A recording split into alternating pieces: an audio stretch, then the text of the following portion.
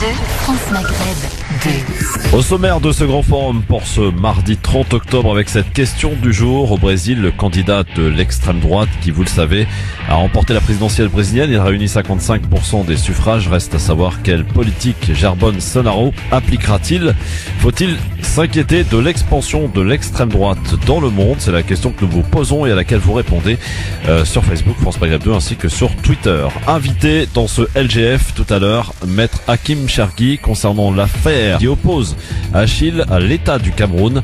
Il est incarcéré à la prison centrale de Yaoundé au Cameroun depuis le 30 mars 2011 sans information judiciaire, sans jugement, sans mandat de détention valable, celui-ci ayant expiré depuis le 30 septembre 2012 pour détournement de deniers publics. Nous ferons le point évidemment sur cette affaire. Invité côté musique aujourd'hui, parce que c'est les vacances et parce que ça fait du bien, la musique adoucit les mœurs, le groupe Nagam qui sera avec nous tout à l'heure sur France Maghreb 2. Pour intervenir, bien sûr, comme d'habitude, 01 40 33 9000.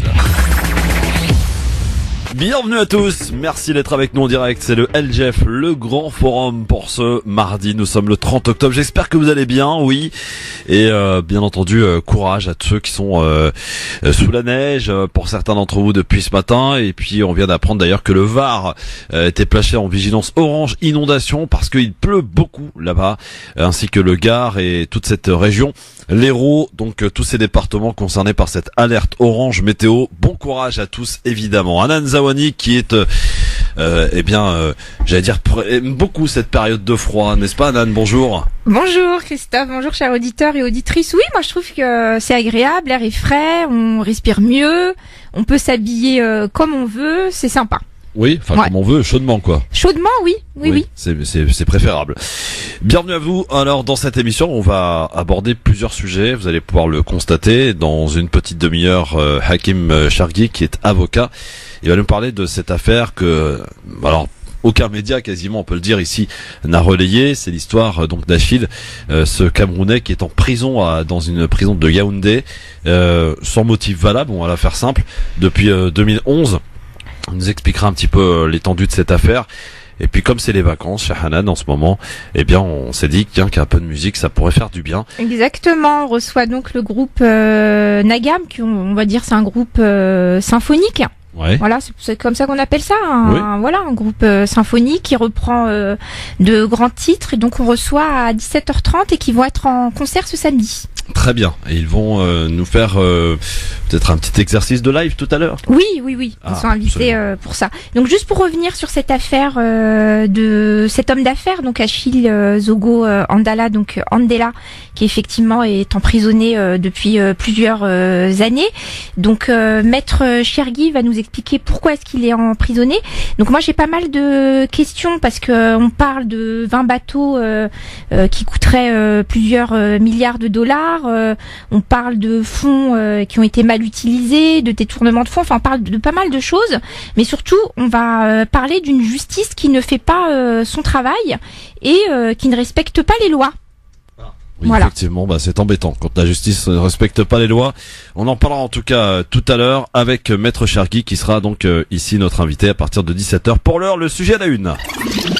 Madame porte un numéro 17. Você va voter Bolsonaro? Voter? Oui, j'ai voté. Et à côté de nous, cette dame qui vient de s'en aller, cette dame qui porte un numéro 13. Você vota Haddad? Haddad. Bolsonaro! Bolsonaro!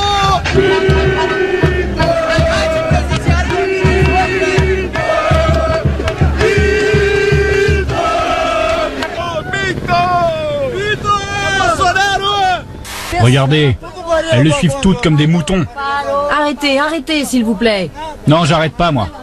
Je suis un survivant de la dictature. Je t'emmerde. Arrête. Respecte le nouveau gouvernement, petit con. Vous défendez la dictature, sale pute. Au même moment, toujours à Rio, la détresse de la gauche brésilienne.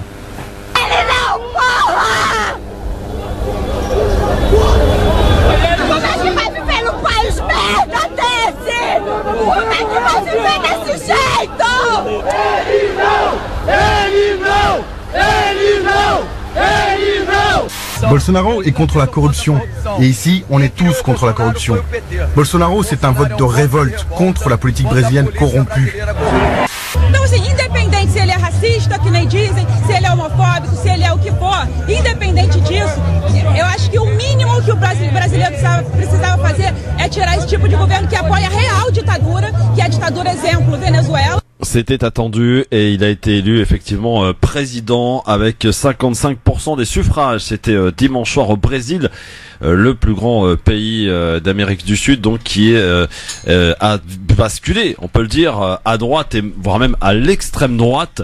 Donc pour un président qui s'est fait remarquer avec un programme absolument choc, voilà, homophobe, raciste et tout ce que vous voulez, hein, bien sûr, pour ce de ce nouveau président. Du coup, faut-il s'inquiéter, chère Hanan, amis auditrices, auditeurs, et vous nous appelez d'ailleurs pour nous donner votre avis au 01 40 33 9000, quant à l'expansion de l'extrême droite à travers le monde. Et évidemment, en Europe, on a quelques exemples, à l'image de l'Italie, la Hongrie et d'autres pays, bien sûr. Donc le Mexique, le populisme de Donald Trump, aujourd'hui, le monde est en train de basculer, on a l'impression, Hanan, et ça paraît quand même assez inquiétant. Je sais pas ce que t'en penses. Bah, on est sur une tendance de fond, effectivement, où les extrêmes, et notamment l'extrême droite, prend le pouvoir. Donc là, effectivement, grand étonnement. Ça fait plusieurs semaines que les différents journaux nous alertent sur effectivement la possible élection de ce nouveau président, hein, qui était inconnu du grand public, qui en tant que député avait fait à peine voter deux lois, mais qui a su surfer sur ce qui touche les Brésiliens, à savoir la lutte contre la corruption.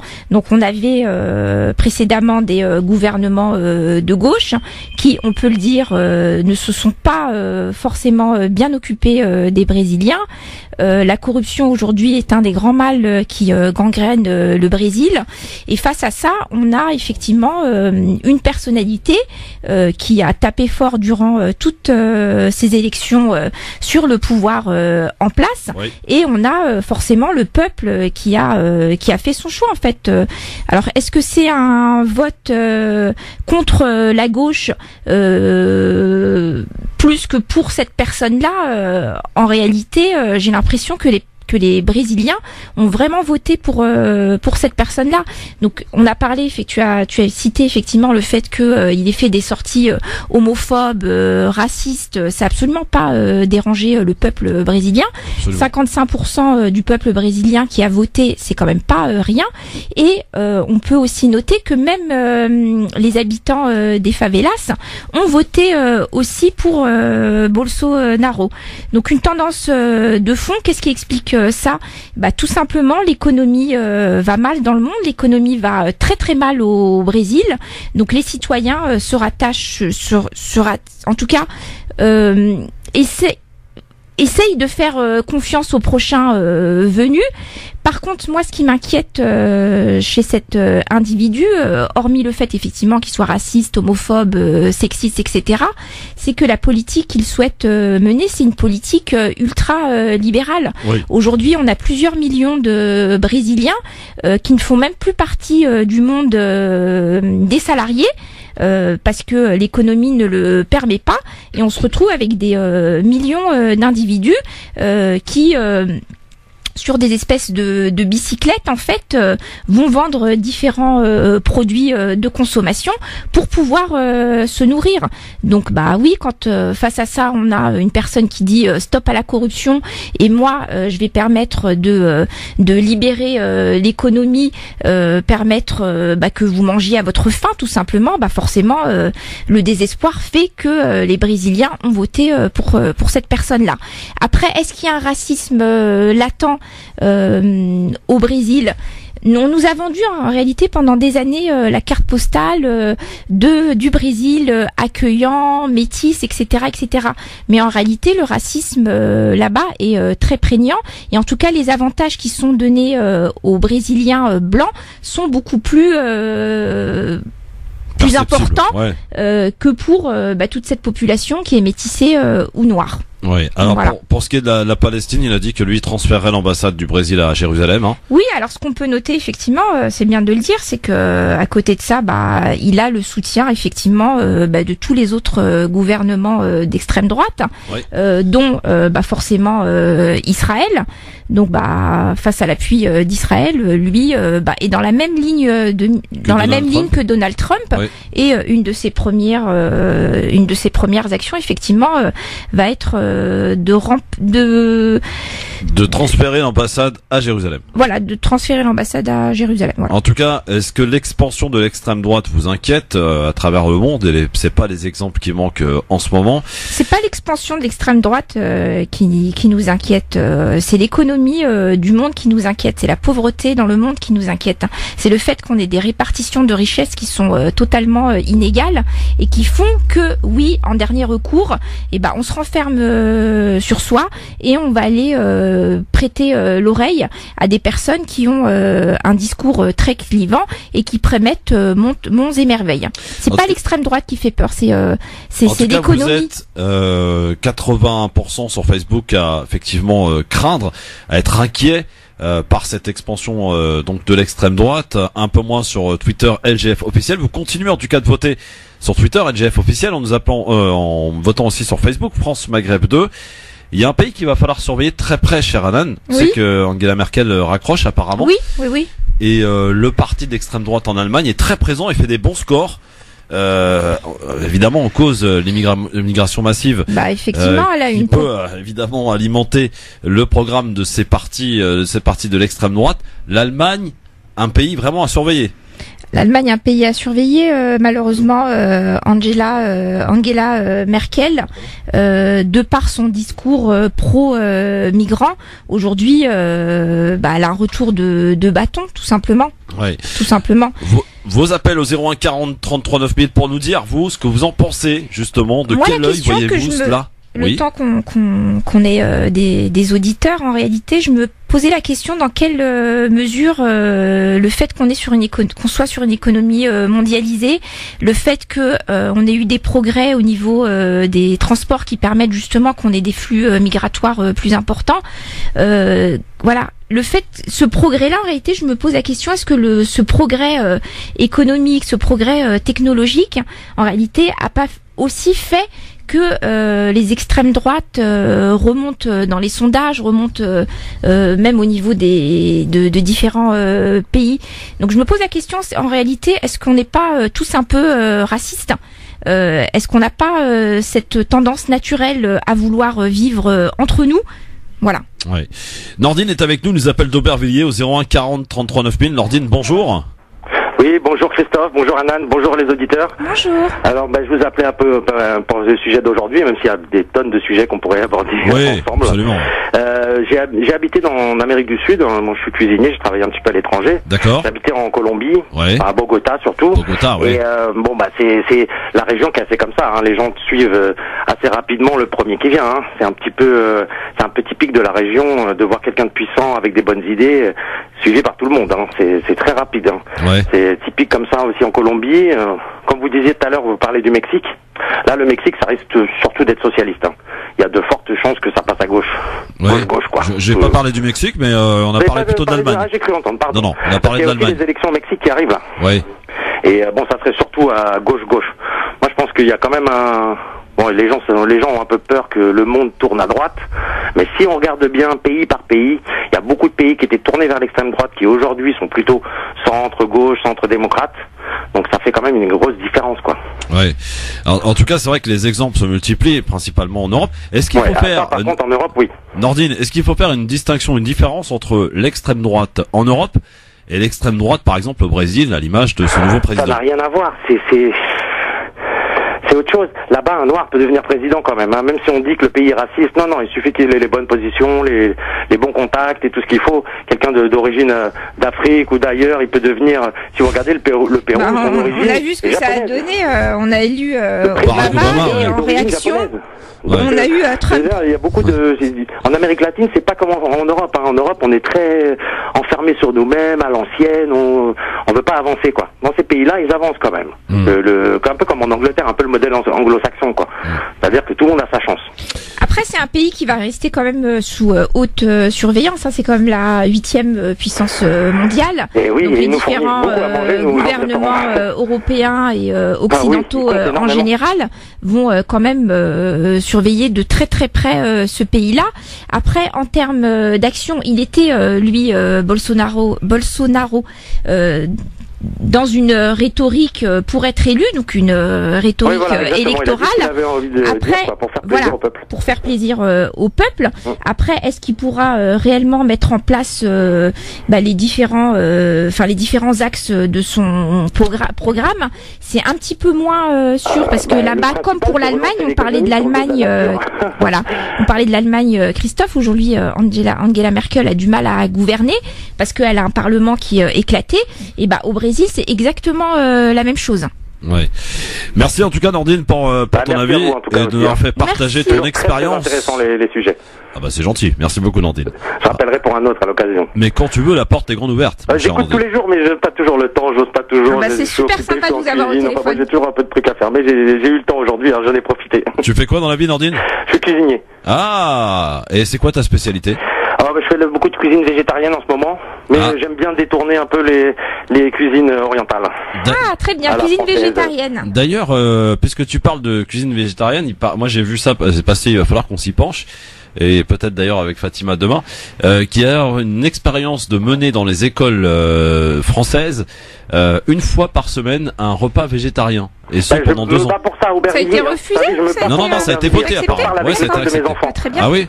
Bon. Oui, parce qu'un repas végétarien, moi dans mon restaurant, on fait 100% végétarien. Donc je reçois des musulmans, des juifs, des hindous, des français, tout ce qu'on veut. Tout le monde peut manger chez nous, avec nous, assis à côté d'une femme voilée, à côté d'un mec avec sa kippa. Tout le monde s'en fout, tout le monde se régale. Ouais. Et ça, c'est un vrai plaisir. Pour moi, dans mon métier, c'est vraiment, je crois, le truc que j'ai touché le plus haut. De pouvoir faire manger toutes les communautés ensemble, sans avoir un problème de regard ou de quoi que ce soit, puisque tout le monde vient pour manger la même nourriture. C'est où, Nordine? Disant, moi je suis musulman, moi je suis juif, non. On vient manger végétarien, donc c'est halal, c'est cachère, il n'y a pas de souci. C'est tout ce que tu veux. C'est où ton resto? Donne le nom, allez, vas-y. C'est rue du Faubourg Poissonnière, c'est le Café Pinson, dans le 10e arrondissement. Et sinon, on a un autre restaurant dans le 3e aussi. D'accord. À Fille du Calvaire. D'accord, très bien. C'est à Paris, c'est des restaurants Café Pinson. Donc on mange pas de viande, hein, c'est ça? Non, 100% végétarien et 100% bio.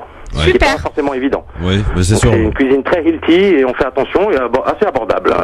On va parler de viande dans mon avis tranché dans quelques minutes. Donc restez à l'écoute. Reste à l'écoute.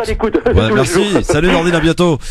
Ouais, bon, c'est sympa Nordine, hein. L'idée est bonne, hein. Mais un repas sans viande, moi j'ai du mal, quoi.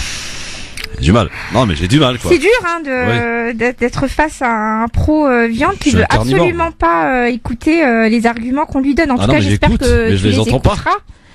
Mm. C'est ça le pire, c'est que je les écoute, mais je les entends pas. Ne me convainc pas. Voilà. Non, j'essaye pas de te convaincre. Non. J'ai abandonné. Incorruptible. Mais bon.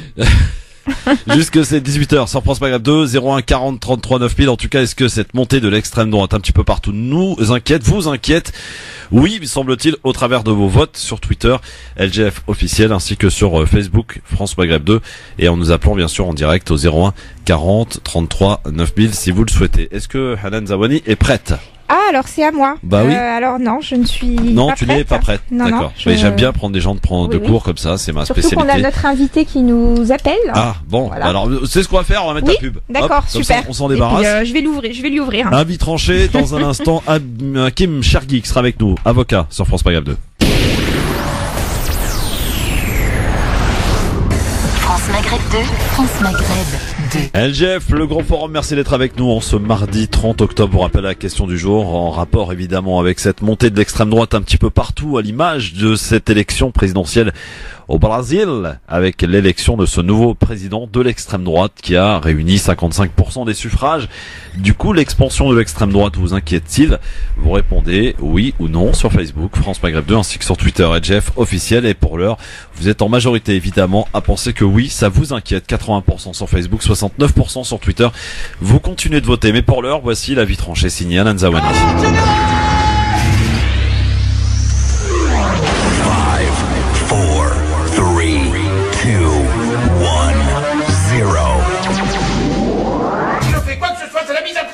Alors piétinez-moi, allez-y. Et Hanan Zawani qui va nous parler climat, c'est ça? Climat, voilà. C'est ça, un peu plus que climat. C'est la surprise et c'est spécialement pour toi, mon cher Christophe. Ah, bah alors je t'écoute. Alors, à ce qu'il paraît, le nouveau président brésilien veut détruire la forêt amazonienne. Pour Bolsonaro, pas de Make Our Planet Great Again, mais du bœuf et du colza avant tout. La plus grande forêt tropicale du monde et ses habitants, les autochtones, vont ainsi être livrés à une horde de bûcherons et mineurs pour libérer les terres. Frisson mondial, le poumon de la Terre est en danger. Alors qu'en est-il réellement du combat entre les climato-sceptiques ultra-libéraux et les protecteurs de la planète? À vrai dire, difficile de s'y retrouver dès lors qu'on plonge dans les différentes revues scientifiques. Gaz à effet de serre, CO2, carbone, méthane et autres notions scientifiques bien flippantes, on s'y perd. Les chiffres et les notions sont manipulés. Et si aujourd'hui on simplifiait la donne et les explications? Donc, Bolsonaro dit du bœuf et du colza avant tout. Loin de moi l'idée de promouvoir un monde végétarien ou d'en venir à l'idée fausse de croire que l'on pourrait résoudre le réchauffement climatique uniquement en mangeant moins de viande. Mais revenons-en à quelques chiffres clés pour vous faire réaliser l'absurdité de notre consommation de viande.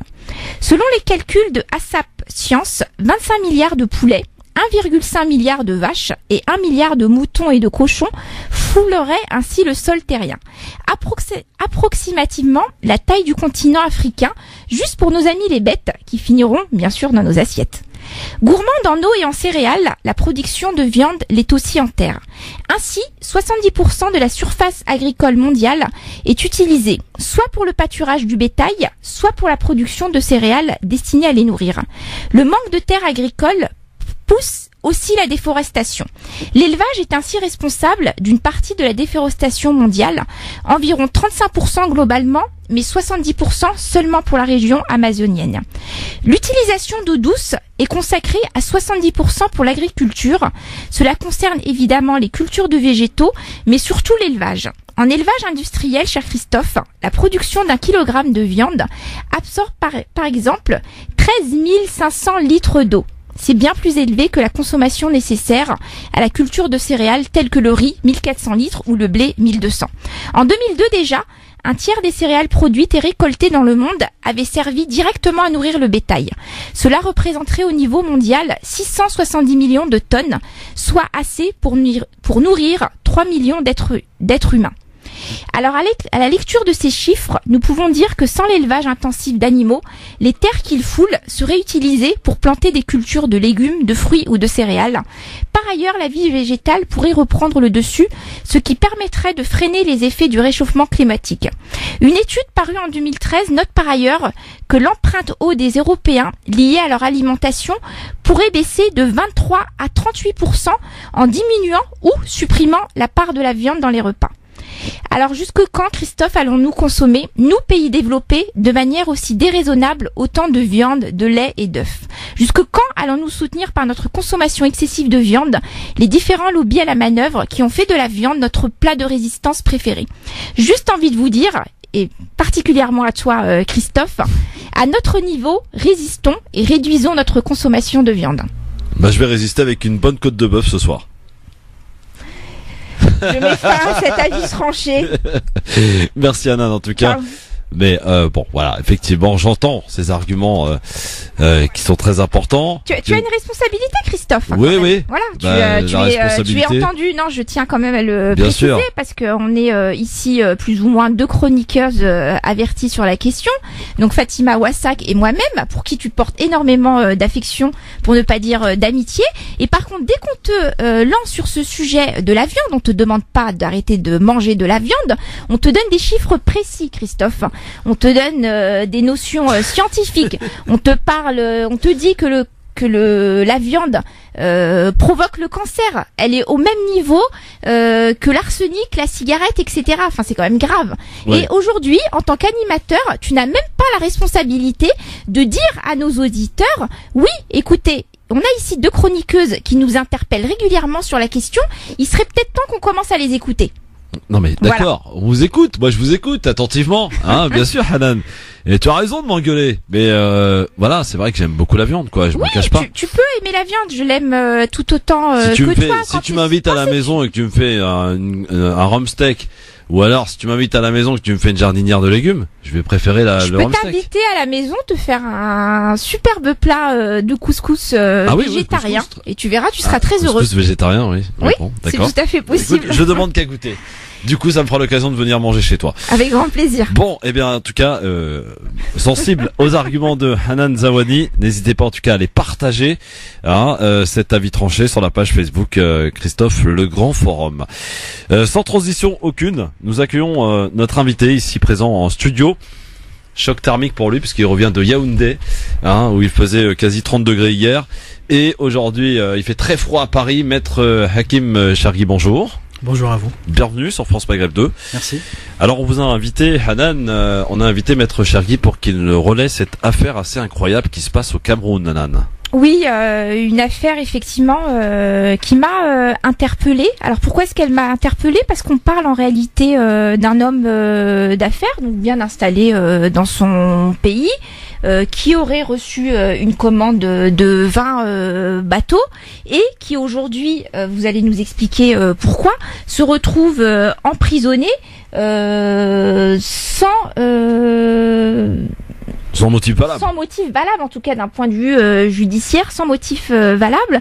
Donc hormis effectivement le cas de cet homme d'affaires, moi ce qui m'a interpellée, c'est la justice au Cameroun. Comment sont traitées les affaires? Est-ce qu'on parle bien d'un pays démocratique? Prétendument démocratique. En tout cas, on parle d'un pays où il y a une justice, où il y a des tribunaux, où il y a des juges, où il y a des avocats. Et pour ce monsieur, il semblerait que la justice ait pris différentes libertés et qu'on se retrouve presque à nommer, en tout cas c'est comme ça qu'il est nommé, Achille Zogo Andela, comme le nouveau Nelson Mandela. Donc tout ça pour dire que c'est une personne qui semble être, qui est en tout cas détenue arbitrairement. Donc aujourd'hui, juste nous expliquer le fond de cette affaire.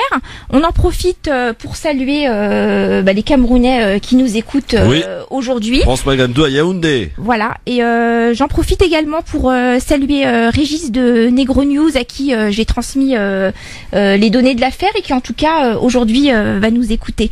Donc cher maître, à vous la parole. Qui est déjà Achille Zongo Andela, voilà. Qui est-il? Quel âge a-t-il? De quel milieu vient-il? Oui, d'accord. Alors Achille Zogo Andela est un ressortissant camerounais. C'est un self-made man qui aujourd'hui a 62 ans et qui a fait fortune dans les affaires. Alors il y avait le thé Andela, il y avait la tisane Andela dans les années 80. Donc il a vraiment fait beaucoup de succès commercial. Donc l'argent ne l'a pas protégé vraisemblablement. Absolument pas. Au plus fort de son succès, il employait plus de 3500 personnes. Ah oui. D'accord. Et est arrivée cette histoire, alors je la résume en 2 mots de manière assez simple. À la demande de l'État du Cameroun, il monte une société pour acheter des chalutiers. Des chalutiers qui seront fabriqués en Espagne. Alors les chalutiers, pourquoi? Parce que les gens ne savent pas, mais le mot Cameroun vient du mot crevette, parce qu'il y a beaucoup de crevettes sur les côtes du Cameroun. Et il a décidé donc de travailler la crevette sur les côtes du Cameroun. Il est à la tête, donc il arrive, ils font un crédit avec l'État se porte caution, il récupère les 20 bateaux, il travaille. Donc voilà, un crédit, juste pour préciser à nos auditeurs, de 40 millions de dollars américains. Donc c'est pas du petit bateau là, Christophe, dont on parle. Oui, c'est du beau, du beau quoi. On est sur du très gros bateau. Et ce que fait Monsieur Zogo Andela, c'est qu'il commence évidemment à travailler. Donc il emploie des gens, il forme des gens, etc. Et il se trouve confronté au fléau numéro 1 en Afrique, la corruption. Donc il a des pressions, des commis de l'État qui veulent évidemment participer et bénéficier d'argent et de corruption. Et il refuse parce que c'est pas son mode de fonctionnement, c'est pas son éthique. Et ces bateaux sont arraisonnés de manière totalement arbitraire. Donc il les aura en gestion 18 mois, alors que le contrat comptait aller jusqu'à 15 ans. Et pendant 18 mois, il aura peu de temps pour travailler avec. Et il ne pourra évidemment pas payer les loyers des bateaux et rembourser l'État. Parce qu'on a j'entends bien ce que vous dites, mais on a des faits contradictoires où il est dit, alors je sais pas, on trouve ça sur internet, vous pourrez le trouver très facilement. On dit qu'en réalité votre client s'est accaparé les bateaux. Alors c'est faux. D'abord, c'est une société. Lui, il était gérant de la société. Déjà, le premier scandale est là. C'est une affaire commerciale et l'État camerounais, pour des raisons que j'exposerai peut-être après, et qui sont des raisons purement politiques, a décidé d'en faire une affaire pénale. C'est un prisonnier politique. Carrément. Ouais. Évidemment. Il sert de bouc émissaire, je le dis tout de suite, de but en blanc. Il sert de bouc émissaire pour finalement camoufler les véritables responsables du détournement des bateaux qui a eu lieu après que les bateaux lui ont été retirés et qui sont des gens extrêmement bien placés et à la tête desquels monsieur Dieudonné Evoumekou, qui est le neveu et le fils adoptif du président Paul Biya. D'accord. Ah oui. C'est pour ça qu'ils l'ont mis en prison en pensant que ça justifierait et qu'ils l'ont laissé croupir en prison pendant 8 ans jusqu'à ce que l'ONU condamne l'État du Cameroun pour détention arbitraire. 8 ans sans jugement. Il est en prison depuis 2011, hein. Exactement. Voilà. Et pour des faits qui remontent à 96. Oui, oui. Donc c'est dire. Et on se rend compte au final que tout ce qu'ils font, et c'est un peu les difficultés qu'on a aujourd'hui dans le procès, c'est que on voit qu'ils sont en train d'inventer des preuves. Parce qu'ils n'ont pas pris la précaution, imbus d'un sentiment d'impunité. Ils n'ont pas pris la peine de préparer un dossier. Donc aujourd'hui, ils confectionnent un dossier et ils confectionnent une histoire, mais a posteriori. Et ça, c'est ce qui nous permet de les contredire point par point. Alors juste pour revenir peut-être de manière un petit peu plus claire pour nos auditeurs. Donc il y a eu en tout cas un crédit de contracté pour l'achat de 20 bateaux. Ces bateaux-là ont commencé à être exploités par votre client. Et qu'est-ce qui s'est passé à partir du moment où ils ont été exploités? Parce qu'en réalité, entre le moment où ils ont commencé à être exploités, donc en octobre 2002, je crois, jusqu'en mars... un peu avant, 99. D'accord. En tout cas, entre le moment où ils ont commencé à être exploités et le moment où les bateaux ont été mis sous séquestre en 2003, qu'est-ce qui s'est passé? Pourquoi est-ce qu'ils ont été mis sous séquestre, ces bateaux-là? Ah bah c'est simple. Comme ils ne voulaient pas payer. Non, c'est pas ça. Ce qui s'est passé, c'est comme ils ne voulaient pas payer. Non, les loyers, il en a payé une partie.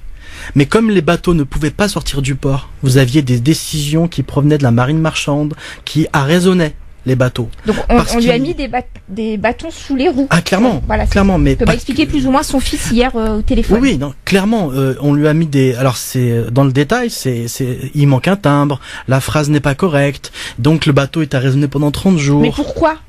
Bah parce que vous ne graissez pas la patte à tous les échelons de la hiérarchie. Mais votre client, je veux dire, moi je suis marocaine et je le dis de manière très détendue, il est camerounais. Il sait très bien comment ça se passe là-bas. Pourquoi est-ce qu'il n'a pas voulu graisser la batte? Oui. Ah bah parce que c'est pas son éthique. Il faut savoir qu'Achille Zogo Andela... Vous êtes en train de me dire, excusez-moi maître, avec tout le respect que je dois avec votre client, que du jour au lendemain, cet homme est devenu incorruptible. Enfin, je veux dire, pour atteindre ce niveau de puissance économique, derrière, forcément, on le sait, après, je m'avance peut-être, que pour avancer puis pouvoir embaucher 3200 à 3500 personnes, c'est que derrière, on a fait plus ou moins pas partie du système. En tout cas, on s'est adapté au système. Pourquoi du jour au lendemain il a décidé de ne plus répondre à ce système-là et de dire stop à la corruption? Bah parce que vous partez du postulat qui, à mon avis, est une erreur fondamentale, qu'on ne peut pas réussir dans les affaires dans ces pays-là sans forcément être soit corrompu, soit corruptible. Mais si vous me dites qu'il n'est pas le cas. Non, il l'a pas été. Corrompu, c'est très bien. Il l'a pas été. Il l'a pas été. On a affaire à un homme qui n'a jamais volé un franc. Et dans le dossier, c'est même pas du vol en réalité, c'est le système qui veut ça en fait. Bah c'est du vol par rapport à l'argent qui provient de l'argent, qui est l'argent public, c'est l'argent public, donc c'est l'argent du peuple. Donc forcément, un détournement, c'est toujours une forme de vol, vous voyez. Ce que je veux dire, c'est que c'est quelqu'un dans ce dossier-là, c'est un dossier qui dure depuis, on va dire plus de 10 ans. C'est un dossier épais, il y a plusieurs dizaines de milliers de pages. Je n'ai pas trouvé la moindre page, le moindre début de commencement de preuve d'un détournement de Zogo Andela. Je vais vous donner un exemple très précis. L'État camerounais a demandé à l'État français de faire des recherches et de prendre les comptes bancaires qui étaient tous domiciliés en France. Ils ont pris les 3 comptes bancaires, ils ont tiré 10 ans de relevés. Et ils n'ont pas trouvé un virement suspect. Au point où même le procureur de Paris a dit je ne peux pas saisir, il n'y a rien. Il n'y a rien dans ce dossier.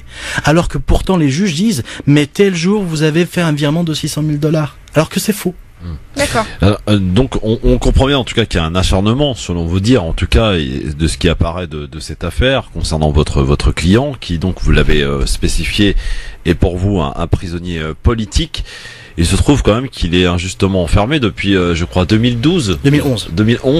Voilà. Sans jugement réel, sans savoir pourquoi il est en prison, et on a eu à lui demander en tout cas les conditions de détention, parce que c'est important. Donc à Yaoundé, je vous propose de l'écouter. Achille, qu'est-ce que vous pouvez nous dire sur les conditions de détention qui sont les vôtres depuis 8 ans? Les conditions de détention, comme dans toute prison africaine, sont dures. Et dans le cas d'espèce, nous vivons dans un environnement très insalubre. Un environnement où l'espace vital est extrêmement réduit, sans compter les rats, les cafards, les odeurs, les morts qu'on doit voir, qu'on doit supporter. Parce que vous savez, lorsque un prisonnier meurt ici, généralement, il reste au moins dans la petite infirmerie de la prison quelques heures, voire souvent plusieurs jours avant d'être évacué vers un cimetière. Enfin, moi j'appelle ça cimetière parce que je vais être poli, mais en fait il y a un espace ici dédié au corps des prisonniers. C'est des espèces de fosses communes à soi, au cimetière de soi. Donc les quelques chanceux peuvent voir leur corps restitué à leurs parents, mais ce n'est pas le cas pour la plupart. Donc nous vivons cela, nous voyons, ça crée un certain traumatisme de voir un mort qui passe dans ces conditions devant vous. Voilà pour ce qui est des conditions de détention de votre client, maître Kim Chergui. Pourquoi vous a-t-il choisi, vous, avocat ici à Paris, c'est ça? Alors il m'a pas choisi moi personnellement, on a un collectif d'avocats avec Joseph Breham, Calvin Job, Laurence Gregg. Et parce que on fait ce qu'on appelle du cause lawyering, nous faisons avancer des causes sociales en utilisant des causes judiciaires. Ouais. Et voilà, donc on a rencontré son fils qui nous a alerté sur la situation, puis on a décidé de prendre le dossier à bras le corps parce qu'il nous semblait que les violations des droits humains de ce monsieur étaient tellement évidentes qu'on ne pouvait pas laisser l'affaire sans défense. Pour en revenir sur les violations des droits humains, je pense qu'il est important de le préciser. Aujourd'hui, votre client, il a des problèmes de santé, il a pratiquement pas accès à des soins. Donc peut-être nous expliquer ses conditions de vie à lui. Quel problème de santé il a, Il n'a pas de passe-droit en tout cas en prison.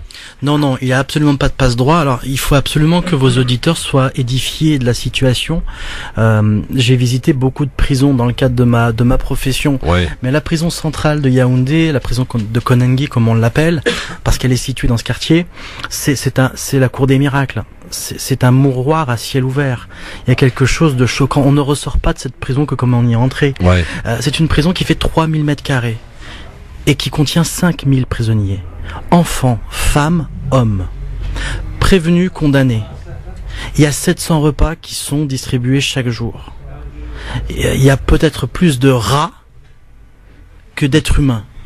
Il y a un mort tous les 2 ou 3 jours. Notre première venue à Yaoundé, à la prison, on a été reçu justement par un cadavre qui sortait au même moment et qui était engouffré dans le coffre d'un taxi.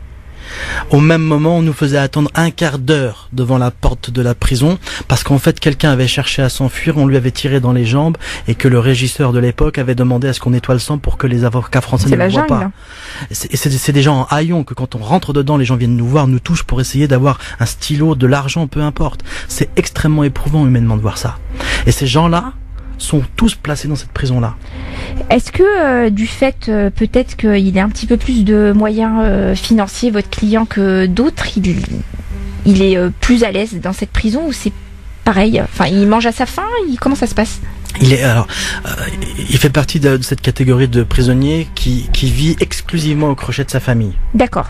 L'État ne lui donne pas un comprimé de paracétamol. L'État ne lui donne pas un pansement, alors qu'il a 5 pathologies potentiellement létales, chroniques, à cause de la détention. L'État ne lui donne rien, c'est sa famille qui lui donne, mais comme j'ai envie de dire, tous les prisonniers qui ont une famille présente. Et pour ceux qui n'en ont pas, Alors il se prostitue en prison, voilà, et c'est... Ouais, c'est la jungle, quoi, c'est terrible. Il a informé le président de la République ou le ministre de l'Intérieur, ou les deux d'ailleurs, de ces conditions de détention. Vous attendez réellement une réponse? Alors, je vais vous donner une réponse très simple. Les chiffres que je donnais, vous imaginez que j'ai pas fait l'arpentage de la prison, je les ai pris du rapport officiel du ministère de la Justice. Oui, comme ça c'est clair. Voilà, c'est reconnu, c'est assumé. Et ça, c'est la prison centrale, c'est-à-dire c'est la plus grande prison du Cameroun. Ouais. Il y avait une audience hier concernant votre client. Que s'est-il passé? Quel était l'objet et l'objectif de cette audience? L'audience d'hier. Il faut comprendre que puisque l'ONU a condamné le Cameroun pour détention arbitraire, les autorités du Cameroun se sont dépêchées après 8 ans pour le juger. Mais le juger à la va-vite. Donc depuis 1 an et demi, audience après audience, on multiplie les incidents de procédure pour retarder l'échéance et pour finalement imposer notre agenda à un mouvement organisé qui ne sert qu'à couper la tête d'Achille Zogo Andela. On y est arrivé. Hier était l'audience de plaidoirie, donc l'audience où la défense s'exprime. Et j'ai évoqué les dispositions, et il faut comprendre ce que je vais dire, c'est que en France ou en Europe ou en Occident de manière générale, quand on fait du droit, comme disait Victor Hugo, le droit est un théorème. Pour dire par là, la justice est un théorème, c'est quelque chose de carré, physique, c'est mathématique. Le tribunal criminel spécial de Yaoundé, qui juge les affaires de détournement de deniers publics au Cameroun, c'est pas un théorème, c'est une hypothèse, la justice chez eux. Ils font ce qu'ils veulent. Je vais vous donner 2 anecdotes, si vous me permettez, qui vont être... Vous avez dénoncé d'ailleurs cette parodie de justice par un coup d'éclat, si vous pouvez nous en parler. Oui. Ça m'a amusé, et ça a amusé aussi les prisonniers, paraît-il. Oui. Bah, ils ont pas l'occasion de voir des avocats étrangers, premièrement, et encore moins des avocats impertinents qui remettent en cause de manière assez virulente le statu quo et l'impunité des magistrats. Alors, la première fois, vous voyez, quand on est arrivé au Cameroun, on avait une décision de l'ONU qui ordonnait au Cameroun de libérer Zogo Andela avant tout jugement et de l'indemniser. Donc on est arrivé avec une décision qui s'applique. Donc elle date de quand, cette décision, d'octobre 2017. D'accord. Et donc, pratiquement 1 an après, il est toujours en prison. Toujours. Et justement, on est allé au tribunal pour demander la libération en leur disant, bah écoutez, c'est écrit, c'est une décision de justice internationale, ça s'applique. Ouais. Donc vous le libérez et vous le jugez. Et là, l'avocat général demande 1 mois de délai, ce qu'il n'avait jamais fait. Donc au bout d'1 mois, on s'est dit, il va nous préparer un argumentaire extrêmement pointu sur le droit international. Au bout d'1 mois, il se lève, il fait la chronologie de l'histoire en 3 minutes. Donc c'est l'avocat général du Cameroun. Et il dit simplement au tribunal, pour refuser la libération d'Achille Zogo Andela, vous ne sauriez fonder votre décision sur une décision de l'ONU qui n'est qu'une photocopie. Ouais. Et il se rassoit. Ah oui. Ouais. Et voilà comment on s'assoit sur une décision de l'ONU. Ça, c'est la première anecdote. Celle d'hier, c'est encore plus simple. Il y a un article du Code de procédure pénale, le 323, qui dit très très facilement, un prévenu, un accusé peut, s'il le désire, à tout moment de la procédure, demander à être entendu comme témoin. C'est facile à comprendre. Ouais. Hier, on arrive et je dis, mon client exprime le désir, conformément à cet article, d'être entendu comme témoin. Et là, les juges qui ne veulent pas entendre Achille Zogo Andela, c'est pour ça qu'il n'a jamais été entendu. Il n'a jamais été confronté à ses accusateurs. Il était en prison, malade, avec un certificat médical du médecin de la prison, et on a quand même fait son procès sans lui.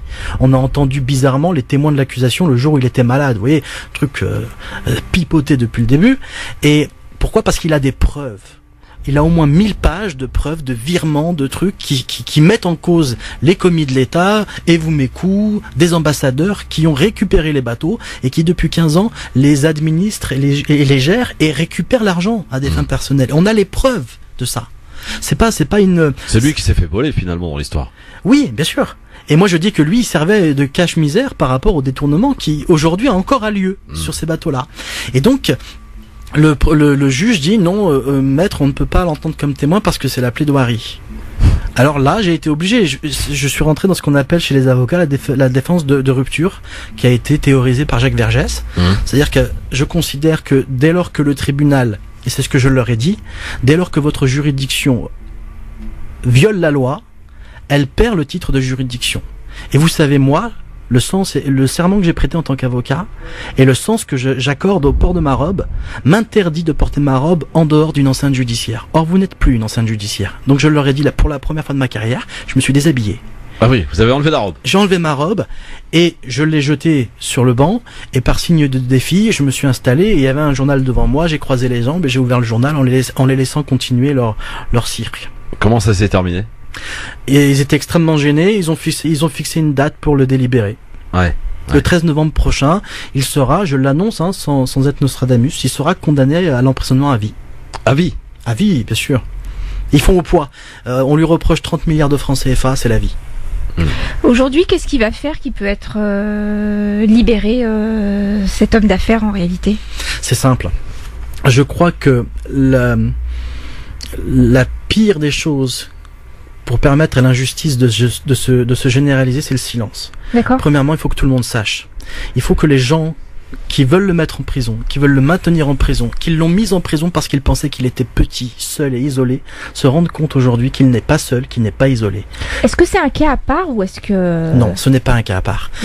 Sauf que lui, ce qui distingue son cas des autres cas de l'opération Épervier, c'est que lui, c'était pas un homme politique. Il a jamais fait de politique. C'était simplement un industriel. Oui, mais il n'a pas fait de politique, mais il a simplement, j'allais dire, peut-être... entraver ou gêner les politiques. Évidemment. Dans son action, dans ses affaires. Évidemment. Ouais.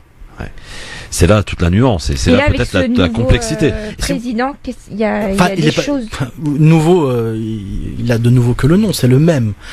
c'est le même système. Non. J'ai envie de vous dire, le contexte politique, à la rigueur, importe peu. Ce qui importe, c'est d'avoir cette constance dans le combat judiciaire, de dire que cette personne-là, et moi, ce que je dis là, je l'apprends d'Achille Zogo Andela. C'est un homme extraordinaire. Vous avez évoqué Mandela, mais je peux, sans trembler du menton, vous dire, oui, effectivement, il s'inscrit dans la lignée de Mandela, ce cas-là. C'est quelqu'un qui, en 8 ans de prison, et il faut savoir qu'il est passé par, on lui a retiré, il a perdu son épouse, ses enfants, on lui a retiré ses biens, on a pris son argent, il a plus rien. La première chose qu'il m'a dit quand il a toujours un fils qui se bat pour lui, je tiens à préciser. Oui. Voilà, c'est important de le dire. Et qui fait honneur évidemment au combat. Et la première chose qu'il m'a dit, Achille, qui m'a particulièrement touché, c'est qu'il m'a expliqué que il a connu la fortune. Il revenait de New York quand on l'a arrêté. C'était un vrai businessman. Et il a connu la pire des pauvretés. Dans la pire des prisons. Et il me dit, je remercie quand même Dieu. Je lui dis pourquoi? Il me dit parce que Dieu m'a permis de conserver ma clairvoyance. Et il a une philosophie de la vie, il a un charisme qui est extraordinaire. En 8 ans, il a appris le code pénal et le code de procédure pénale par cœur. D'accord. Il nous sort des principes juridiques du droit romain, on est tous ébahis. Il est meilleur que ses avocats, j'ose le dire. Oui, il est véritablement meilleur que ses avocats. C'est une bonne chose, mais vous êtes en train de nous dire que au Cameroun, il n'y a pas de justice. Donc la question que moi je pose, c'est qui protège-t-on en fait dans cette histoire? Pourquoi la justice n'est pas rendue? Et qui derrière protège-t-on? Vous nous dites effectivement, il faut parler de l'affaire. Bah oui, effectivement, on a une vidéo, on va la mettre sur les réseaux. Vous êtes là en notre compagnie, on va essayer de prendre des contacts à droite à gauche. Mais en réalité, si on dénonce pas les personnes qui doivent être emprisonnées, ça n'avansera pas. Si on met pas des noms précis, est-ce que vous pouvez nous donner des noms aujourd'hui qui s'acharnent sur le sort de Achille Zogo Andela? C'est simple. En premier lieu, on a Laurent Esso, qui est le ministre de la Justice et qui est un super ministre dans le gouvernement camerounais. Donc ministre depuis quand? Depuis longtemps. D'accord. Depuis longtemps. On dit que son influence est supérieure au Premier ministre. Vous voyez, c'est pour dire. D'accord. Vous avez Dieudonné Evoumekou, qui est le fils et le neveu du président, qui est actuellement gouverneur à la Banque centrale des États d'Afrique. Vous avez des ambassadeurs qui sont, je pense, toujours en fonction. Nseke Guillaume, etc. Enfin, il y a des noms. Ce que je veux dire, c'est que puis vous avez aussi, pour moi, les magistrats. Le président Lombago, le président Ndjéré, des gens qui viennent régulièrement en France. C'est ça l'intérêt de ce combat. Pourquoi il faut le délocaliser en France?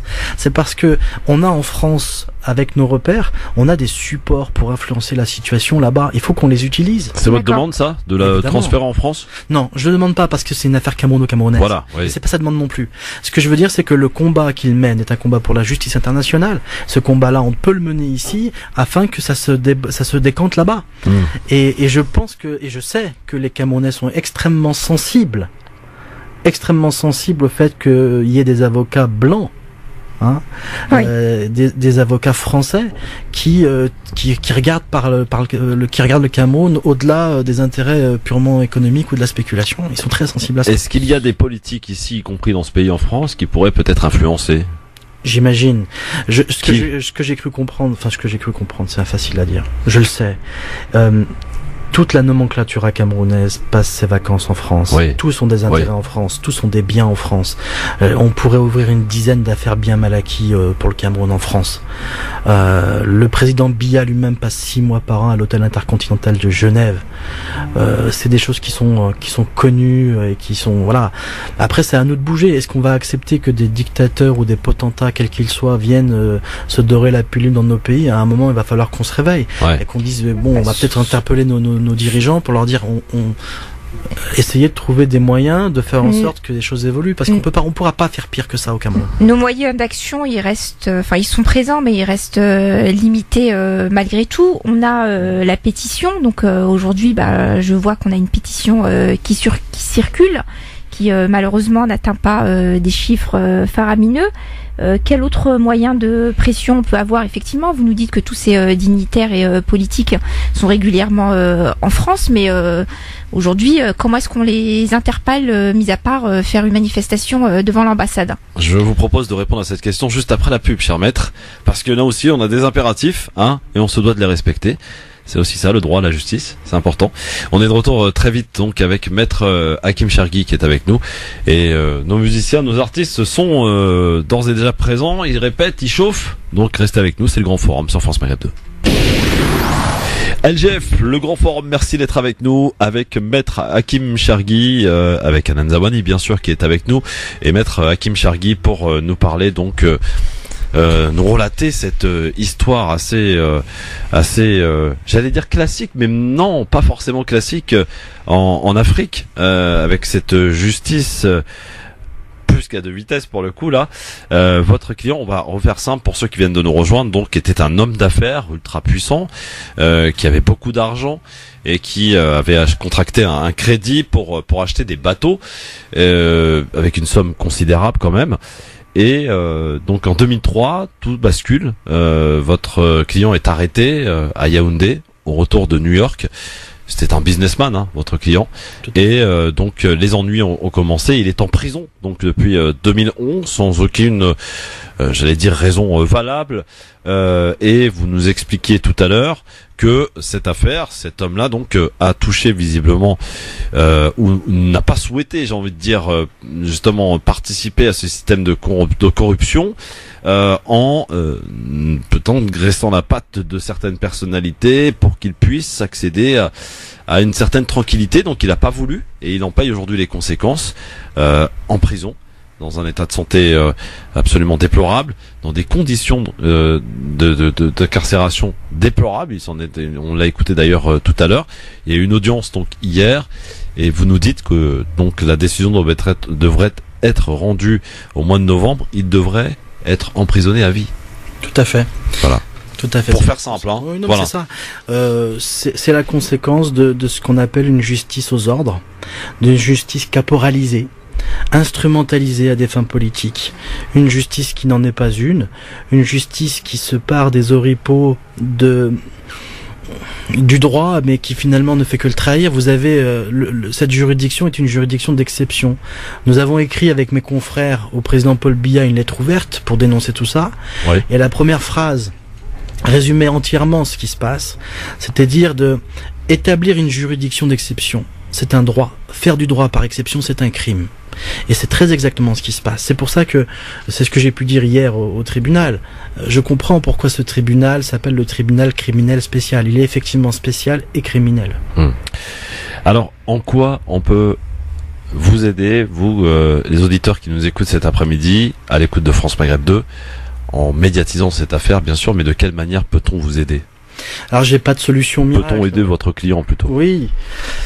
Alors je suis pas activiste pour le coup. Ce que je sais, c'est que toutes les causes qui ont un jour vu le jour et abouti à quelque chose de positif sont des causes qui ont été partagées. Donc il faut partager l'histoire, interroger, chercher à savoir. Évidemment, la famille... Est-ce que ça aura de l'impact, même de le démédiatiser? Est-ce que ça va arriver jusqu'aux oreilles des politiques là-bas? On l'a écouté là, je crois. Oui. Je vais être très clair. Dans le bureau du premier président du tribunal criminel spécial, Emmanuel Ngéré, il y a la télévision et il regarde France 24. Il regarde que ça. Au Cameroun, les dirigeants ne regardent que ce qui se passe en France et en Europe. Ouais. Mais vous êtes sur France Maghreb 2 là aujourd'hui, oui. Pas sur France 24, on est d'accord. Je le sais. Mais je suis pas non plus, je suis pas non plus convaincu que vous ne soyez pas écoutés là-bas. Ils sont très attentifs à tout ce qui se passe, les réseaux sociaux, vraiment, ils sont très attentifs. En tout cas, on va partager, Hanan, donc les vidéos de témoignages de ce monsieur, actuellement enfermé en prison, sur les réseaux sociaux. Tout à fait, nos réseaux sociaux de l'émission, Twitter, LGF officiel, Christophe Le Grand Forum sur Facebook. Prochaine on audience. va surtout suivre l'avancée de cette affaire, avec cette affaire, la décision rendue au mois de novembre, c'est ça? Le 13 novembre. 13 novembre. 30. Oui, 13 novembre. Donc vous allez vous déplacer évidemment. Fortement. Oui. Vous en entendez pas grand-chose, visiblement. Si, l'emprisonnement à vie. Je sais que c'est un combat qui est tracé d'avance. J'arrive à le lire, depuis un moment. Comment on accueille ça quand on est avocat, vous qui cherchez justement à prouver l'innocence de votre client, qui passez des heures à éplucher le droit camerounais pour essayer de trouver la faille, pour essayer de trouver une porte de sortie pour votre client, et vous nous dites aujourd'hui, vous êtes quelque part un peu résigné. Non, absolument pas résigné. Je l'accueille avec rage et fureur. Est-ce que la rage fera sortir votre client de prison? C'est ça le problème. Je ne sais pas. Je mets tout ce que j'ai en moi, et je suis pas le seul. Laurence Gregg, Kelvin Job, Joseph Breham, on met tout ce qu'on a pour sortir Achille Zogo-Andela de prison, parce que son histoire est la synthèse des pires drames qui traversent l'Afrique aujourd'hui, et que en combattant pour lui, on combat pour plus que lui, au final. Ouais. Bon, rappelons que l'ONU demande sa libération, qu'on demande sa libération, donc on va continuer à suivre sans condition. Sans condition. On va continuer à suivre cette affaire. Vous êtes le bienvenu au mois de novembre si vous le souhaitez. Et on va juste diffuser, nous, de notre côté, l'information. Relayer sur cette affaire, comme on ouvre à chaque fois les dossiers, on aime bien les suivre. On aime bien les suivre, voilà. Donc on passe bien le bonjour à monsieur Achille Zogo-Andela. On lui souhaite bon courage.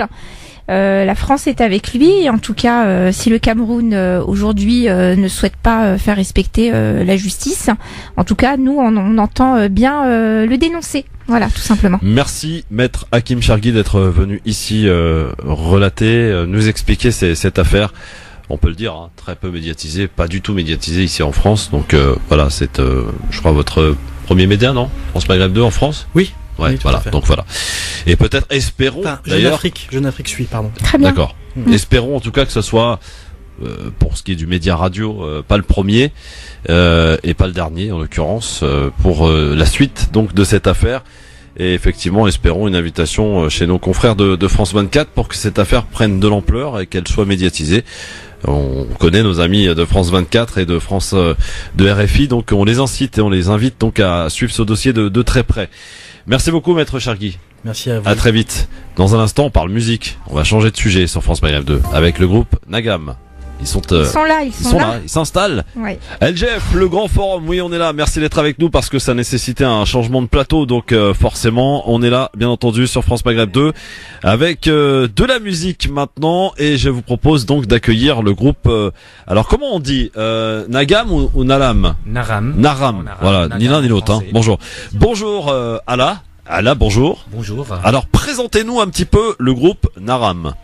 Alors j'essaie de le dire comme je le peux. Hein. Le groupe Naram ou Nagam est un groupe de musique qui est formé par des musiciens instrumentistes et chanteurs d'origines différentes. On a des musiciens marocains, tunisiens, libanais, jordaniens, donc algériens aussi. Et cette richesse musicale et culturelle permet à ce groupe de jouer différents styles de musique. Donc on joue de l'oriental traditionnel, de l'oriental classique, un peu plus romantique. Ouais. et de la musique maghrébine, classique, andalouse, avec cette magnifique touche flamenco. Le but, c'est vous reprenez des grands classiques, c'est ça? Tout à fait. Vous avez vos propres compositions? Alors, ce qu'on fait d'une manière générale, c'est des reprises de grands classiques. D'accord. Mais aussi, il y a certains morceaux qu'on reprend un peu à votre manière, à notre manière, avec de nouveaux arrangements. On rajoute des mélodies, on rajoute des paroles. Quelques grands noms, par exemple, que vous reprenez? Salim El Hilali, par exemple, qui est un chanteur juif algérien qui a vécu au Maroc, qui chante beaucoup dans le répertoire andalou, marqué de la touche flamenco. D'accord. Alors vous allez ainsi nous présenter cela, j'allais dire en version originale, puisque vous allez nous faire un live dans un instant. Est-ce que vous pouvez présenter vos amis qui sont avec vous, Alain? Tout à fait. Donc je vous présente notre chanteuse Amel Delbiche. Qui a une magnifique voix d'ailleurs. Bonjour Amal. Absolument. Bonjour. Bienvenue sur France Maghreb 2. Merci. Non, j'ai pu l'écouter quand même, je me suis un peu renseigné, c'est normal. Hein. Et je vous présente aussi Houssine Al-Maghribi. Qui est notre directeur artistique et qui nous accompagne au Oud. Très bien. Soir. Bon, très bien. Bienvenue à vous, en tout cas à tous. Vous êtes en concert samedi? Oui, tout alors, à fait. Où exactement? Le concert, il aura lieu à l'Auditorium Saint-Germain. D'accord. 4 rue Félibien, Paris 6. Donc c'est dans les alentours d'Odéon, Saint-Michel, Saint-Germain-des-Prés. Oui, c'est le quartier prestigieux. Tout à fait. Donc c'est une très belle salle qui prend à peu près 300. C'est vrai que c'est le quartier des bobos, c'est vrai, non? C'est pas faux. Ah ouais. Et c'est vrai que la musique orientale parle bien aux bobos. Ils aiment bien. Le couscous et la musique orientale. Nous, c'est plus l'emplacement qui nous intéressait, et puis la salle qui est vraiment une salle magnifique et qui est dotée d'équipements de sonorisation de dernier cri. Ah. Donc, voilà. C'est sûr que c'est une petite salle, petite configuration. C'est une salle de taille moyenne, elle prend environ 320 places et elle possède une très grande scène. Donc ce qui pour un orchestre de la taille d'une autre. Vous êtes combien sur scène? Alors on sera un peu plus d'une quinzaine. Ah oui, quand même. Oui. Ah oui, voilà. D'accord. Il y a quoi alors comme musicien? Il y a donc il y aura des violons, il y aura des violoncelles, cello. D'accord. Il y aura le kanoun, il y aura le naï, il y aura la guitare, le luth, la batterie, la derbouka, le tar, la flûte aussi. Oui. D'accord. Et le synthétiseur. Et le synthé, effectivement. Et Amal. Faut pas oublier Amal. Et les chanteurs. Oui. Il y aura d'autres chanteurs. Elle est aussi chanteuse. Ah là, tu chantes aussi? Oui. Oui. Ah oui, d'accord. Bon. Eh bien, on va pouvoir écouter tout cela dans un instant. Il se prépare, messieurs, dames. Vous êtes en direct sur France Maghreb 2. C'est le grand forum. Et avant samedi, on vous sert la copie ce soir. Enfin, plutôt l'original du groupe Naram qui est avec nous sur France Maghreb 2. Pour un live donc en direct sur France Maghreb 2. Ne bougez pas, on est de retour très vite, on se débarrasse de la pub, comme ça on va pouvoir apprécier ces belles voix, cette belle musique. Si vous aimez la musique orientale, restez par ici, c'est là que ça se passe. France Maghreb 2, France Maghreb 2. LGF, le grand forum, merci d'être avec nous en ce mardi 30 octobre et on vous invite d'ores et déjà à venir le samedi, on sera le 3 novembre, c'est à Paris, c'est à la salle, rappelez-nous Alain exactement. Auditorium Saint-Germain. Auditorium Saint-Germain, à quelle heure? À 19h30. 19h30 pour passer une belle soirée, ainsi découvrir le groupe Naram en concert sur scène. Ils sont une quinzaine à peu près sur scène, hein, ils nous ont expliqué. Et heureusement qu'ils sont un peu moins parce qu'il n'y aurait pas la place aujourd'hui. En tout cas, ici en présence dans nos studios, donc Amal, qui est donc la chanteuse. Il y a également Houssine. Oui. Qui joue de Aoud. Ah, il est en train de régler et tout. Et donc Ala aussi qui est chanteur.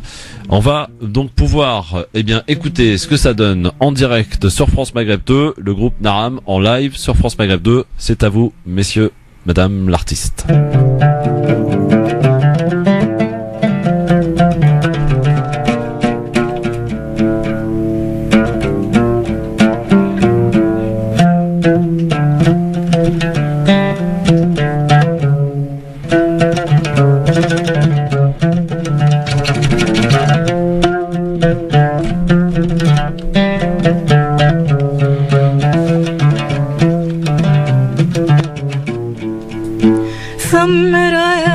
سمرة يا سمرة بروحي نفديك سمرة يا سمرة انتي ليا وانا ليك سمرة يا سمرة يا سمرة بروحي نفديك سمرة يا سمرة انتي ليا وانا ليك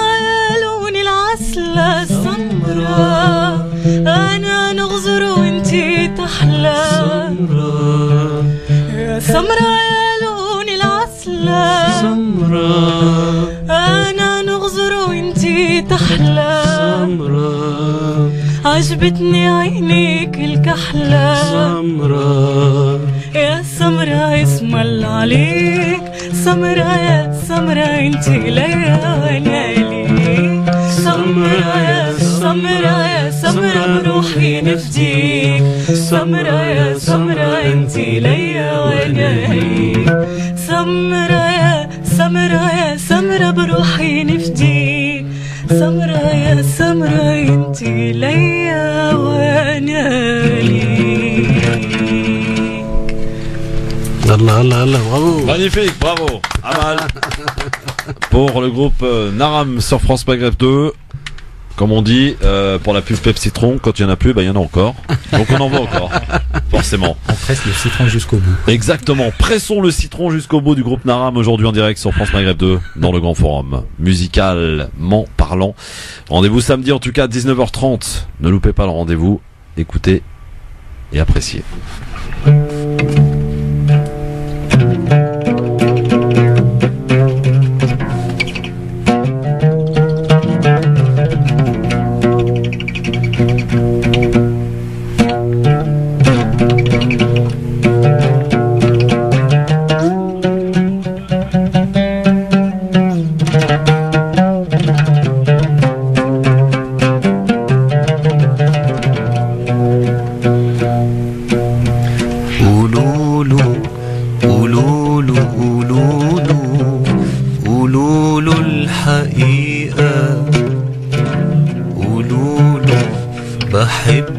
بحبه من أول دقيقة قولوله قولوله قولوله قولوله الحقيقة قولوله بحبه بحبه من أول دقيقة قولوله بحبه حبه قولوله بحبه ومتوهني حبه في بحوره الغريقة بعيون جريئة بعيون جريئة. Voilà, c'est magnifique. Une petite Abdelhalim, ça. Abdelhalim Hafez. Tout à fait. Ah, non mais. Je sais pas si vous êtes pareil que moi, mais je me suis laissé emporter là. C'est bien, oui. M'avait laissé emporter super. En fait, ça va être une ambiance très feutrée samedi. Hein, oui, un petit peu par-ci, un peu de musique douce, un peu de musique un peu groovée. Voilà, c'est l'Andalou, le flamenco qu'on va faire vers la fin, qui va vraiment emporter le public. Exactement. Voilà. C'est donc à l'auditorium de Saint-Germain. Voilà. Donc samedi à 19h30, c'est combien l'entrée? Alors là, c'est toujours en pré-vente, mais je pense que ça va être fermé d'ici ce soir ou demain matin, grand maximum. Donc c'est à 19 € en pré-vente et le tarif normal est de 25 €. Donc pour plus d'informations, vous pouvez consulter notre page Facebook naram.voice. Alors Naram, c'est N-A-G-H-A-M.voice, V-O-I-C-E. Voice, la voix. Voilà. Voice. Naram.voice sur Facebook ou alors notre site internet naram.org. Et Naram veut dire en français mélodie. Mélodie. Voilà, la mélodie que vous avez formidablement repris avec le ton parfait. On peut avoir un autre truc? Oui, bien sûr. On revient vers Amal. Allez, Amal. Alors pour faire un peu Fayrouz. Magnifique. Fayrouz. Voilà. Moi j'aime beaucoup Fayrouz.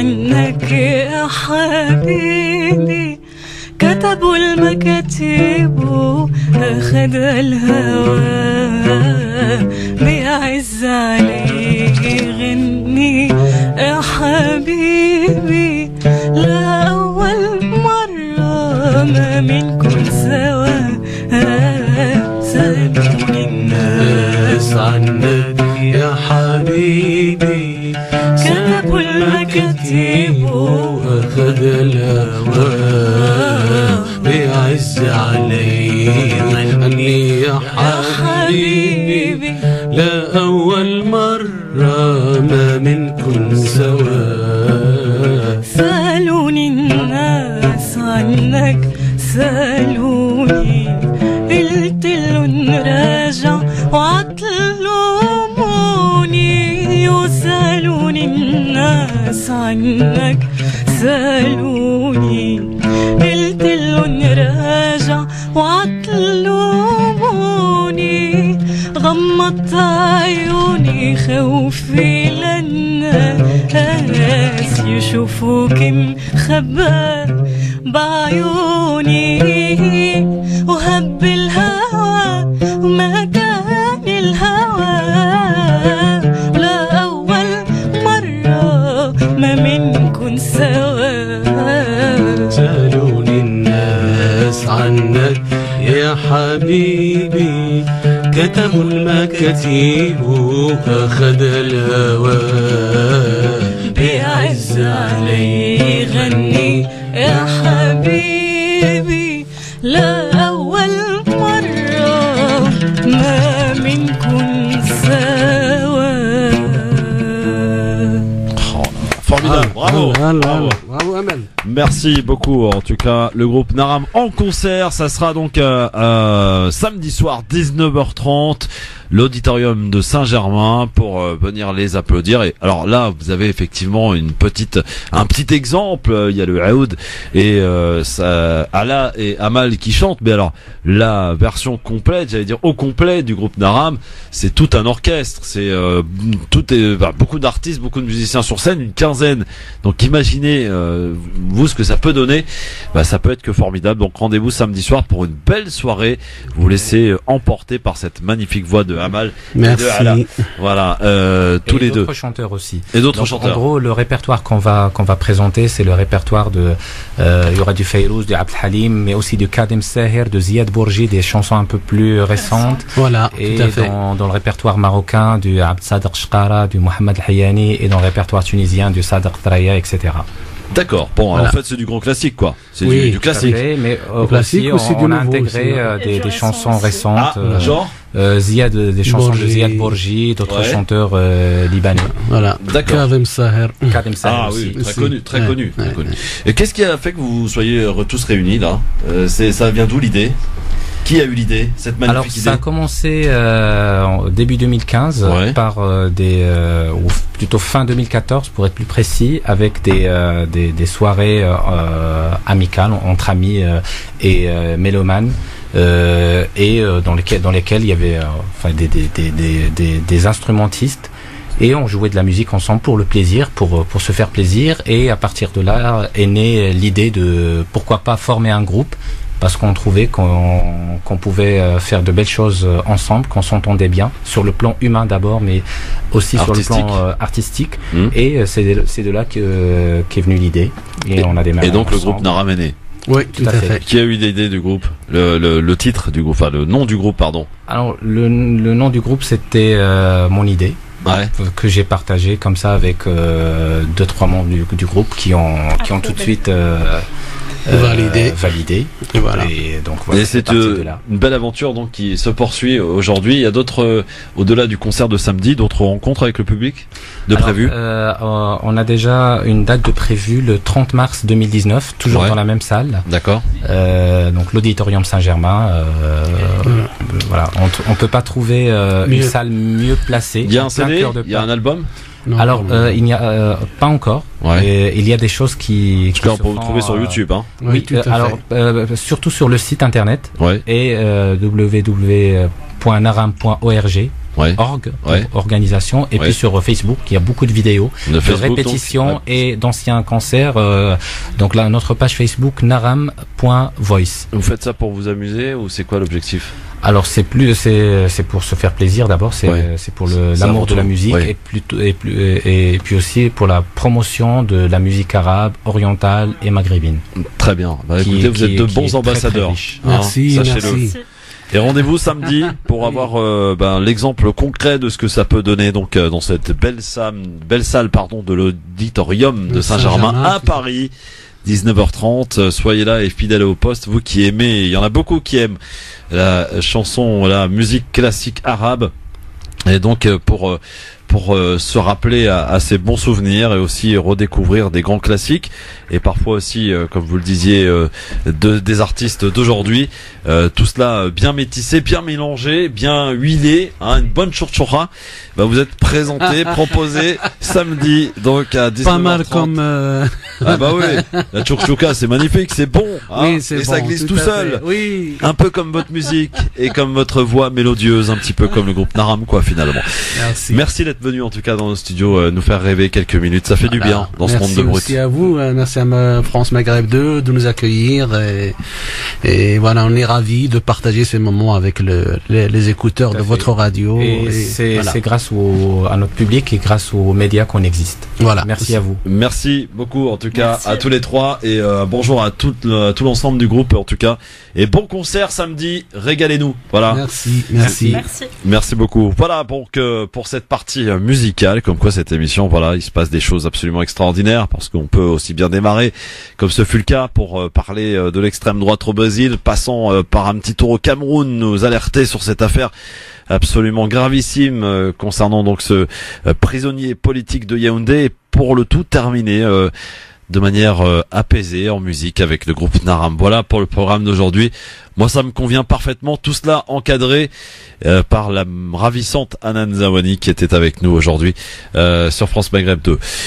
Merci à tous et merci Hanan. Rendez-vous très vite, bien sûr, sur France Maghreb 2. Et demain, effectivement, avec le concert de l'Algérie. Ah oui, on y sera, Hanan. On va sortir avec nos enfants, voilà. On sort avec nos enfants, nous. On est des grands. Je remercie le groupe particulièrement touché par la voix de ML, celle de Ella aussi, mais particulièrement par celle de ML, donc vraiment très très transportant. Ah oui, non mais c'est vrai, t'as réussi à me faire rêver. Ouais. Tu m'as emmené là, loin. Merci en tout cas Hanan, à demain, autre plateau, autre émission, autre sujet, à chaque jour sa différence, demain avec Fatima Wassak et avec Nadir Kaya, le duo connu des auditeurs entre 16h et 18h demain. Passez une excellente soirée à l'écoute de France Maghreb 2. Dans un instant, l'excellent Medjed, ça va changer de registre. Valence. Pardon? Je passe le bonjour à nos amis de Valence. De Valence? Qu'est-ce qui se passe là-bas à Valence? Tu m'aurais caché quoi? Je passe juste le bonjour à nos amis de Valence. D'accord, donc tu me caches des choses. On va en parler. Voilà. Merci, bonne soirée à tous et rendez-vous demain si vous le voulez bien à partir de 16h. Dans un instant, l'excellente ici, mais ça va changer d'humeur avec l'ami Medjed pour vous accompagner jusque 20h. Merci d'écouter France Maghreb 2, vous avez bien raison. Et à demain 16h, le rappel de l'actualité tout de suite. Bonsoir. Bonsoir à toutes et à tous. On débute avec la cour d'appel de Besançon qui rejette une nouvelle fois la demande de remise en liberté de Jonathan Daval. C'est la deuxième fois que cette décision est rendue après une première demande rejetée le 11 octobre. Pour mémoire, Jonathan Daval est mis en examen pour le meurtre de son épouse dont le corps a été retrouvé il y a un an jour pour jour en lisière de forêt en Haute-Saône. Le suspect s'est exprimé par visioconférence depuis sa cellule et son avocat plaidait pour une assignation à résidence. L'avocat des parents d'Alexia a précisé que ce refus réconfortait la famille de la victime. Un progressif retour à la normale ce mardi après-midi en France et toutes les alertes météo ont été levées par Météo France. Près de 190 000 foyers restent cependant privés d'électricité, notamment en Loire et Haute-Loire, touchés par d'importantes chutes de neige hier. Près d'1 millier d'automobilistes ont été bloqués sur les routes, mais la circulation a repris vers midi, notamment entre le Puy-en-Velay et Saint-Étienne. Et puis en Corse, la fin de l'alerte rouge a été prononcée ce matin. Des vents à 160 km/h ont été enregistrés hier, faisant une blessée grave sur l'île de Beauté. La politique, c'est une nouvelle polémique qui pourrait viser le président de la République, Emmanuel Emmanuel Macron. Le Conseil des ministres prévu demain a été avancé à ce mardi officiellement pour convenance personnelle du président.